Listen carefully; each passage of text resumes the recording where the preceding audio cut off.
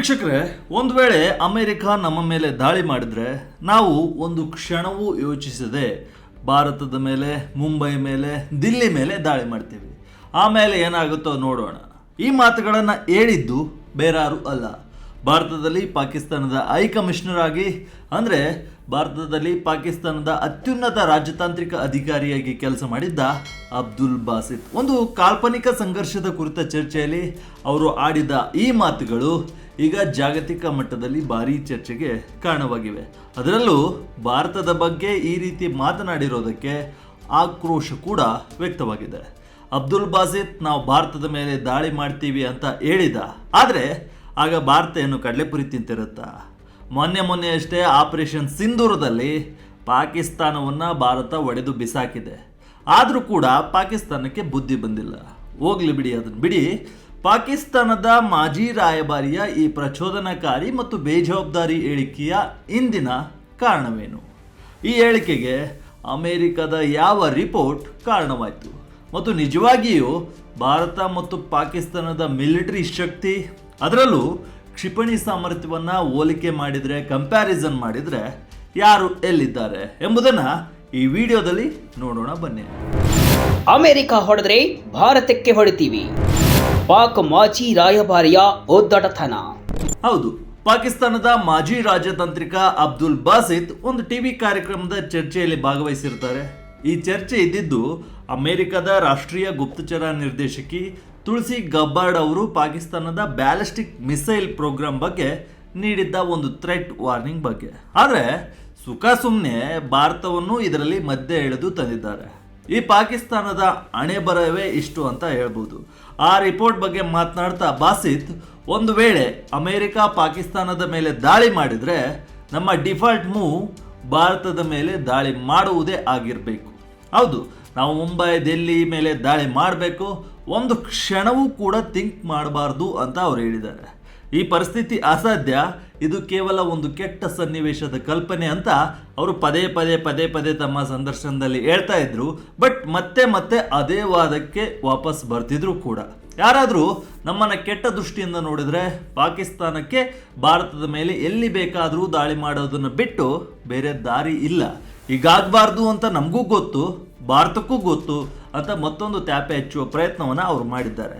2014ರಿಂದ 2017ರವರೆಗೆ ಭಾರತ ಮತ್ತು ಪಾಕಿಸ್ತಾನದ ನಡುವಿನ ಸಂಬಂಧ ಅತ್ಯಂತ ಸೂಕ್ಷ್ಮವಾಗಿದ್ದ ಟೈಮ್ನಲ್ಲಿ ದಿಲ್ಲಿಯಲ್ಲಿ ಪಾಕಿಸ್ತಾನದ ಉನ್ನತ ರಾಜತಾಂತ್ರಿಕರಾಗಿ ಕೆಲಸ ಮಾಡಿದ ಎಕ್ಸ್ಪೀರಿಯನ್ಸನ್ನು ಬಾಸಿತ್ ಹೊಂದಿದ್ದಾರೆ. ಆದರೆ ಇಂತಹ ಬಾಸಿತ್ ಬಾಯಿಂದ ಇಂಥ ಮಾತುಗಳು ಬಂದಿರೋದು ಈ ಹೇಳಿಕೆಯ ಗಂಭೀರತೆಯನ್ನು ಮತ್ತಷ್ಟು ಹೆಚ್ಚಿಸಿದೆ. ಅಮೆರಿಕದ ವರದಿ ಬೆನ್ನಲ್ಲೇ ನಡುಗಿದ ಪಾಕಿಸ್ತಾನ. ಪಾಕ್ ಕ್ಷಿಪಣಿ ಬಗ್ಗೆ ತುಳಸಿ ಗಬ್ಬಾರ್ಡ್ ಹೇಳಿದ್ದೇನು? ಹಾಗಾದರೆ ಬಾಸಿತ್ ಈ ಸ್ಟೇಟ್ಮೆಂಟ್ ನೀಡಲು ಕಾರಣ ಏನು? ಅದನ್ನು ಮುಂದೆ ನೋಡ್ತಾ ಹೋಗೋಣ ಬನ್ನಿ. ಅಸಲಿಗೆ ಅಮೆರಿಕದ ಅಧಿಕಾರಿಯೊಬ್ಬರು ಪಾಕಿಸ್ತಾನದ ಕ್ಷಿಪಣಿ ಕಾರ್ಯಕ್ರಮದ ಬಗ್ಗೆ ಆತಂಕ ವ್ಯಕ್ತಪಡಿಸಿದ್ದೇ ಈ ಎಲ್ಲ ವಿವಾದಕ್ಕೆ ಮೂಲವಾಗಿದೆ. 2026ರ ವಾರ್ಷಿಕ ಥ್ರೆಟ್ ವ್ಯಾಲ್ಯೂಯೇಷನ್ ಅನ್ನು ಅಮೆರಿಕದ ಸದನಕ್ಕೆ ತುಳಸಿ ಗಬ್ಬಾರ್ಡ್ ಸಲ್ಲಿಸ್ತಾರೆ. ಆ ವೇಳೆ ಪಾಕಿಸ್ತಾನದ ಲಾಂಗ್ ರೇಂಜ್ ಬ್ಯಾಲಿಸ್ಟಿಕ್ ಕ್ಷಿಪಣಿ ಪ್ರೋಗ್ರಾಂ ಮುಂದೊಂದು ದಿನ ಅಮೆರಿಕಕ್ಕೆ ರಿಸ್ಕ್ ಆಗ್ಬೋದು ಅಂತ ತುಳಸಿ ಗಬ್ಬಾರ್ಡ್ ಹೇಳ್ತಾರೆ. ಪಾಕಿಸ್ತಾನವು ಅಮೆರಿಕವನ್ನು ತಲುಪುವಂತಹ ಖಂಡಾಂತರ ಮಿಸೈಲ್ಗಳನ್ನು ಅಭಿವೃದ್ಧಿಪಡಿಸುವ ಸಾಧ್ಯತೆ ಇದೆ ಅಂತ ಅವರು ಸದನದಲ್ಲಿ ಥ್ರೆಟ್ ಅನ್ನು ಹೇಳ್ತಾರೆ. ಇದಕ್ಕೆ ರೆಸ್ಪಾನ್ಸ್ ನೀಡಿರುವ ಬಾಸಿತ್, ತುಳಸಿ ಗಬ್ಬಾರ್ಡ್ ಅವರದ್ದು ಯಾವಾಗಲೂ ಪಾಕಿಸ್ತಾನ ವಿರೋಧಿ ಧೋರಣೆ, ಯಾಕಂದರೆ ಅವರು ಭಾರತೀಯ ಮೂಲದವರು ಅಂತ ಹೇಳಿದ್ದಾರೆ. ಅಷ್ಟೇ ಅಲ್ಲ, ಪಾಕಿಸ್ತಾನದ ಮಿಸೈಲ್ಗಳು ಭಾರತವನ್ನು ಮಾತ್ರ ಟಾರ್ಗೆಟ್ ಮಾಡಿ ಇಟ್ಕೊಂಡಿವೆ.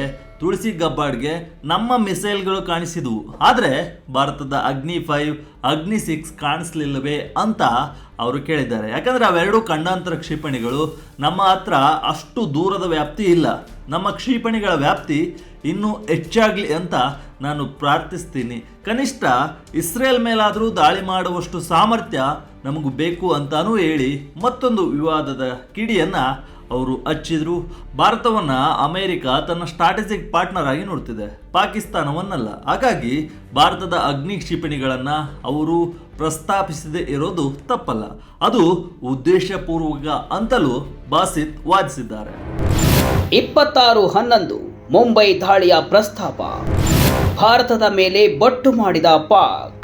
ಇನ್ನು ಈ ಟಿವಿ ಡಿಸ್ಕಷನ್ ಹಿಂಗೆ ಮುಂದುವರಿತಿರುತ್ತೆ. ಅದರ ನಿರೂಪಕರು ಇನ್ನೂ ಒಂದು ಹೆಜ್ಜೆ ಮುಂದೆ ಹೋಗಿ ನಾವು ಈ ಹಿಂದೆಯೇ ಒಂದು ಟ್ರೇಲರ್ ತೋರಿಸಿದ್ದೇವೆ ಅಂತ ಹೇಳ್ತಾರೆ. ಈ ಮಾತು 26/11 ಮುಂಬೈ ಭಯೋತ್ಪಾದಕ ದಾಳಿಯ ಕರಾಳ ನೆನಪನ್ನ ಕೆದಕುತ್ತಿತ್ತು. ಇದಕ್ಕೆ ಬಾಸಿತ್ ನೀಡಿದ ಉತ್ತರ ಇನ್ನೂ ಶಾಕಿಂಗ್ ಆಗಿತ್ತು. ಯಾಕಂದ್ರೆ ನಾವು ಹಿಂದೆಯೂ ಮಾಡಿದ್ದೇವೆ, ಇಲ್ಲಿಂದಲೇ ಮತ್ತೆ ಮಾಡ್ತೀವಿ ಅಂತ ಅವರು ಹೇಳಿದ್ರು. ಇದು ಒಂದು ರೀತಿ ಭಯೋತ್ಪಾದಕ ಕೃತ್ಯವನ್ನು ಒಪ್ಕೊಂಡು ಮತ್ತೆ ಮಾಡುವ ಥ್ರೆಟ್ ಹಾಕಿದಂತಿತ್ತು. ಒಬ್ಬ ವೃತ್ತಿಪರ ರಾಜತಾಂತ್ರಿಕ ಅಧಿಕಾರಿಯ ಬಾಯಲ್ಲಿ ಇಂಥ ಮಾತುಗಳು ಬರುತ್ತಿರೋದು ಅವರ ಮನಸ್ಥಿತಿಯನ್ನ ಕ್ಲಿಯರ್ ಆಗಿ ಜಗತ್ತಿಗೆ ತೋರಿಸ್ತಿದೆ. ಇದಕ್ಕೂ ಮುನ್ನ ಪಾಕಿಸ್ತಾನ ನಾವು ಅಮೆರಿಕ ಟಾರ್ಗೆಟ್ ಮಾಡುವಷ್ಟು ಮಿಸೈಲ್ ರೇಂಜನ್ನು ಹೊಂದಿಲ್ಲ, ಕೇವಲ ನಮ್ಮ ಟಾರ್ಗೆಟ್ ಭಾರತ ಮಾತ್ರ ಎಂದಿತ್ತು. ಅದಲ್ಲದೆ 12,000 ಕಿಲೋಮೀಟರ್ ಸಾಮರ್ಥ್ಯದ ಮಿಸೈಲನ್ನು ಭಾರತ ಅಭಿವೃದ್ಧಿಪಡಿಸ್ತಿದೆ ಅಂತಲೂ ಹೇಳಿತ್ತು. ಈ ಮೂಲಕ ಅಮೆರಿಕದ ಮುಂದೆ ಸಾಚ ಆಗಲು ಪಾಕಿಸ್ತಾನ ಹೋಗಿತ್ತು. ಆದರೆ ಪಾಕಿಸ್ತಾನದ ಬಂಡವಾಳ ಅಮೆರಿಕಕ್ಕೆ ಈಗಾಗಲೇ ಗೊತ್ತಾಗಿದೆ. ಭಾರತ ವರ್ಸಸ್ ಪಾಕಿಸ್ತಾನ, ಯಾರು ಬಲಿಷ್ಠ? ಅಗ್ನಿ ಮಿಸೈಲ್ ಮುಂದೆ ಪಾಕಿಸ್ತಾನ ಝೀರೋ. ಓಕೆ, ಬಾಸಿತ್ ಏನೋ ಮುಂಬೈ ದಿಲ್ಲಿ ಮೇಲೆ ಅಟ್ಯಾಕ್ ಮಾಡ್ತೀವಿ ಅಂತ ಏನೋ ಹೇಳ್ಬಿಟ್ಟ. ಆದರೆ ಆತನ ಥ್ರೆಟ್ಗಳಿಗೆ ನಿಜವಾಗ್ಲೂ ಬ್ಯಾಕ್ ಸ್ಟ್ರೆಂತ್ ಇದೆಯಾ ಎಂಬುದು ಕೂಡ ಇಂಪಾರ್ಟೆಂಟ್ ಆಗುತ್ತೆ. ಅಂದರೆ ಬ್ಯಾಕ್ ಸ್ಟ್ರೆಂತ್ ಅಂದರೆ ಮಿಸೈಲ್ ಸಾಮರ್ಥ್ಯ, ಟೆಕ್ನಾಲಜಿ ಇದೆಲ್ಲ ಪಾಕಿಸ್ತಾನದ ಬಳಿ ಇದೆಯಾ? ಭಾರತ ಮತ್ತು ಪಾಕಿಸ್ತಾನದ ಮಿಸೈಲ್ ಸಾಮರ್ಥ್ಯವನ್ನು ವಸ್ತುನಿಷ್ಠವಾಗಿ ಕಂಪ್ಯಾರಿಸನ್ ಮಾಡಿ ನೋಡಿದರೆ ಪಿಕ್ಚರ್ ಕ್ಲಿಯರ್ ಆಗಿ ನಮಗೆಲ್ಲ ಗೊತ್ತಾಗುತ್ತೆ. ಬನ್ನಿ ಮೊದಲು ಭಾರತದ ಬತ್ತಳಿಕೆಯಲ್ಲಿರುವ ಬ್ರಹ್ಮಾಸ್ತ್ರಗಳ ಬಗ್ಗೆ ನೋಡೋಣ. ಭಾರತ ಸುಮಾರು 180ಕ್ಕೂ ಹೆಚ್ಚು ನ್ಯೂಕ್ಲಿಯರ್ ವಾರೆಡ್ಗಳನ್ನು ಹೊಂದಿದೆ. ಇವುಗಳನ್ನು ಅತ್ಯಾಧುನಿಕ ಬ್ಯಾಲಿಸ್ಟಿಕ್ ಮತ್ತು ಕ್ರೂಸ್ ಕ್ಷಿಪಣಿಗಳ ಮೂಲಕ ಉಡಾಯಿಸಬಹುದು. ಅಗ್ನಿ ಸರಣಿಯ ಮಿಸೈಲ್ಗಳು ಶತ್ರುಗಳಿಗೆ ನಡುಕ ಹುಟ್ಟಿಸ್ತವೆ.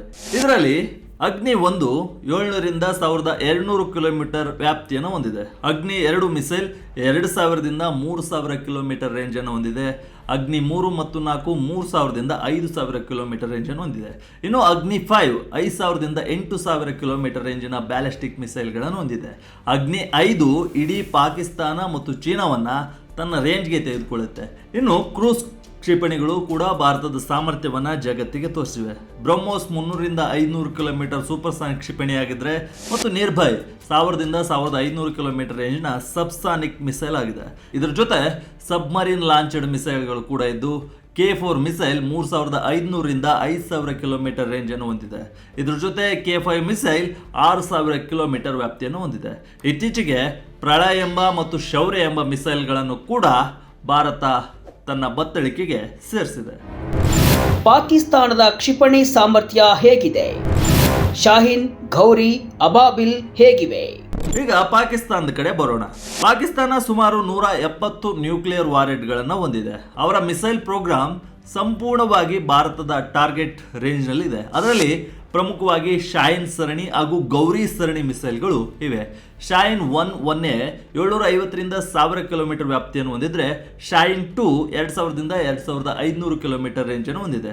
ಅವರ ಅತಿ ಉದ್ದದ ಕ್ಷಿಪಣಿ ಶಾಹಿನ್ 3 2750 ಕಿಲೋಮೀಟರ್ ರೇಂಜನ್ನು ಹೊಂದಿದೆ. ಇನ್ನು ಗೌರಿ ಸರಣಿಯಲ್ಲಿ ಗೌರಿ 1500 ಕಿಲೋಮೀಟರ್ ಮತ್ತು ಗೌರಿ 2 2300 ಕಿಲೋಮೀಟರ್ ರೇಂಜನ್ನು ಹೊಂದಿದೆ. ಇನ್ನು ಇತರ ಮಿಸೈಲ್ಗಳನ್ನು ನೋಡೋದಾದ್ರೆ ಅಬಾಬಿಲ್ 2700 ಕಿಲೋಮೀಟರ್ ವ್ಯಾಪ್ತಿಯನ್ನು ಹೊಂದಿದೆ. ಇದು ಒಂದೇ ಮಿಸೈಲ್ನಲ್ಲಿ ಹಲವು ವಾರೆಡ್ಗಳನ್ನು ಹೊತ್ತೊಯ್ಯುವ ಸಾಮರ್ಥ್ಯವನ್ನು ಹೊಂದಿದೆ. ಜೊತೆಗೆ ನಾಸರ್ 70 ಕಿಲೋಮೀಟರ್ ವ್ಯಾಪ್ತಿಯನ್ನು ಹೊಂದಿದೆ ಮತ್ತು ರಾಹದ್ 2 600 ಕಿಲೋಮೀಟರ್ ವ್ಯಾಪ್ತಿಯನ್ನು ಹೊಂದಿದ ಕ್ಷಿಪಣಿಗಳು ಪಾಕಿಸ್ತಾನದ ಬಳಿ ಇವೆ. ಪಾಕ್ಗಿಂತ ಭಾರತದ್ದೇ ಸ್ಪಷ್ಟ ಮೇಲುಗೈ. ವ್ಯಾಪ್ತಿ, ತಂತ್ರಜ್ಞಾನದಲ್ಲಿ ಭಾರತ ಮುಂದೆ.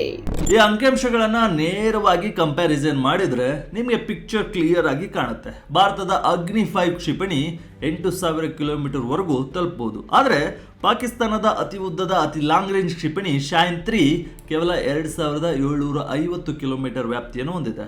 ಭಾರತದ ಬಳಿ ಇಂಟರ್ ಕಾಂಟಿನೆಂಟಲ್ ಬ್ಯಾಲಿಸ್ಟಿಕ್ ಮಿಸೈಲ್ ಸಾಮರ್ಥ್ಯವಿದೆ. ಪಾಕಿಸ್ತಾನದ ಬಳಿ ಅದು ಇಲ್ಲ.